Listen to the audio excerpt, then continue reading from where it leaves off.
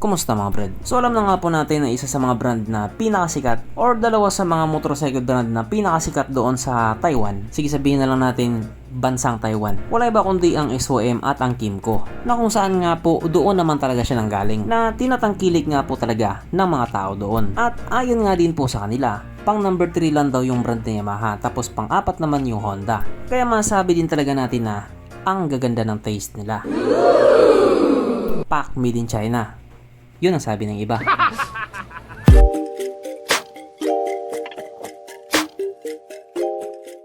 Pero syempre, bago tayo magpatuloy, kung bago ka pa lamang napadpad dito sa aking walang kwentang channel, huwag ka na mag-subscribe. So yun na nga. Kung doon nga po sa kanila number 3, number 4 lang yung brand na Yamaha tsaka yung brand na Honda, dito naman sa mahal kong Pilipinas, number 1 at number 2 siya. Karamihan nga po ng mga tao dito sa atin, the big 4 talaga ang tinatangkilik, or yung 4 na brand na nanggaling sa bansang Japan. Kaya maganda rin po talaga ang taste ng mga Pinoy. Kaso lang, alam din naman po natin na hindi lahat ng motor ng the big 4 nilalabas sa Pilipinas. Yung iba pa nga pagsasawaan mo na ng ilang taon sa ibang bansa bago ilabas dito sa atin. Kaya tuloy nasasabi ng iba, tapunan daw ng basura yung Pilipinas.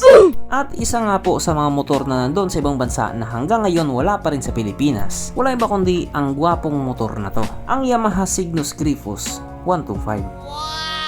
So ang motor nga po na ito or ang scooter nga po na ito ay matagal nang nilabas sa Taiwan, na kung saan nga po matagal na rin siyang ini-enjoy ng mga Taiwanese doon.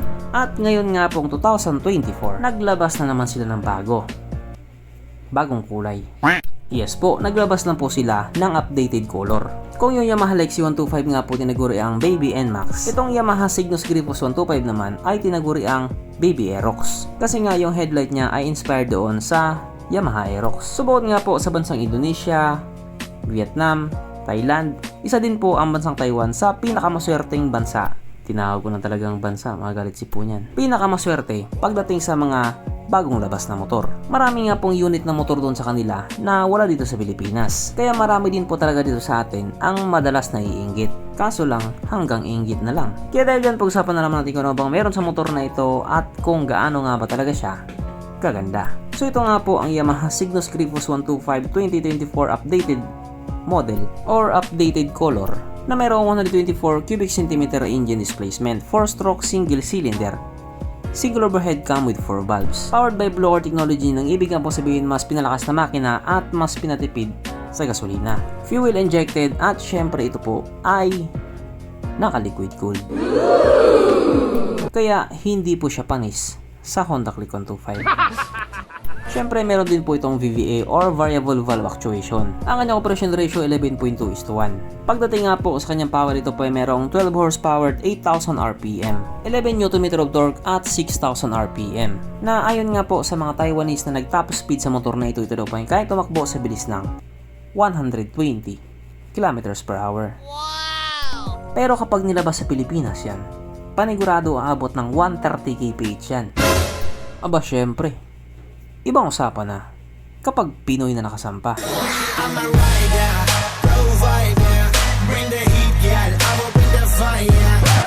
Ang kanyang tangke ay kaya magkarga ng 6.1 liters fuel tank capacity na kumukonsumo naman na po ng 47.6 km/liter. So para nga po sa isang 125cc na scooter na kumukonsumo ng ganon, matipid na po siya. At sana all matipid. Ang sukat na niyang gulong 120/70/12 sa harap at 130/70/12 naman sa likuran. Syempre pares na po ito naka-tubeless. So kung mapapansin nga po natin, malapad talaga yung mga gulong niya, na tamang-tama nga po para pang banking. Gcash later. Pagdating naman po sa kanyang braking system, ito po ay naka-disc brake sa harap at disc brake din po sa likuran. Syempre malupit nga po dito, meron po itong ABS.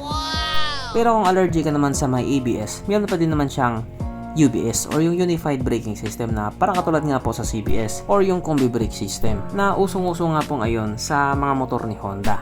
Ang kanyang seat height ay mitaas sa 785mm at ang motor nga po na ito ay may kabuuang bigat na 127 kg. Doon po yun sa ABS variant. Tapos yung UBS variant naman ay 123 kg. Na para nga po sa isang 125cc na scooter, medyo mabigat nga po talaga siya.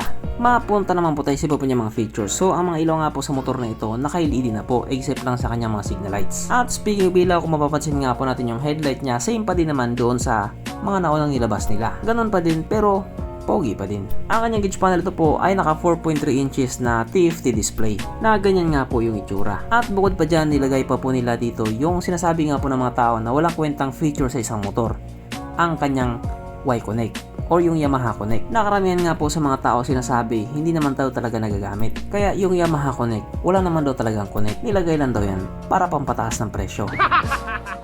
At katulad nga po sa halos lahat ng mga scooter ngayon, nakilis din po ito. Kaya dito sa Yamaha Cygnus Grippo Zone 2.5, hindi ka na magsususi pa. Papindot-pindot ka na lang. At syempre present nga din po sa motor na ito ang kanyang USB charging port na para kahit saan ka nga po magpunta, hindi ka na mangangamba na baka malubat yung cellphone mo kasi nga manonood ka pa ng Pornhub. At ang isa nga po sa pangmalakasang feature na nilagay nila sa motor na ito, kahit 125cc lang siya, mayroon po itong TCS or Traction Control System na just in case nga po dumaan ka sa isang kurbada at madulas na kalsada, kusa nga po mag-adjust yung gulong mo sa likuran para hindi ka sumemplang. Pero dito, kahit gaano kadulas pa yan, hindi ka talaga sisemplang. Sapagkat nandito na nga po tayo sa exciting na part, ang kanyang mga suspension. So sa harapang bahagi nga po, ito ay ginamitan ng telescopic fork. At sa likuran naman, ito po ay gumagamit ng dual shock absorber na ayon nga po sa mga taong nakagamit sa motor na ito, maganda ang bounce.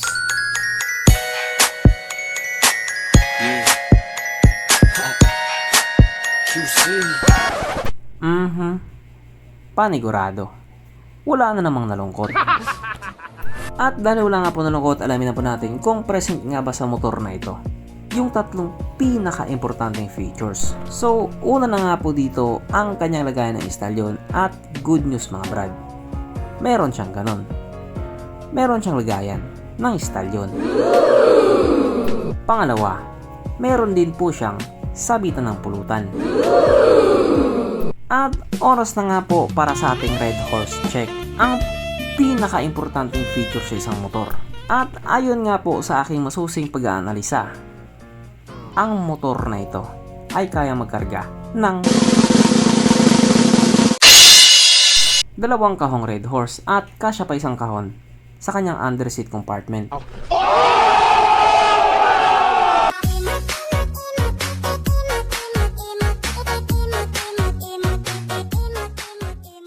So therefore, ang motor na ito ay talagang highly recommended.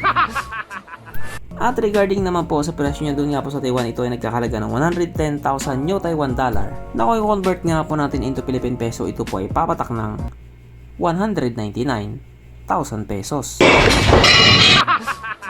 So para nga po sa isang 125cc na scooter, napakamahal po niya. Pero syempre, yan lang naman po ay presyo sa Taiwan. Kung sakaling ilabas sa Pilipinas yan, magbabago pa ang presyo niyan.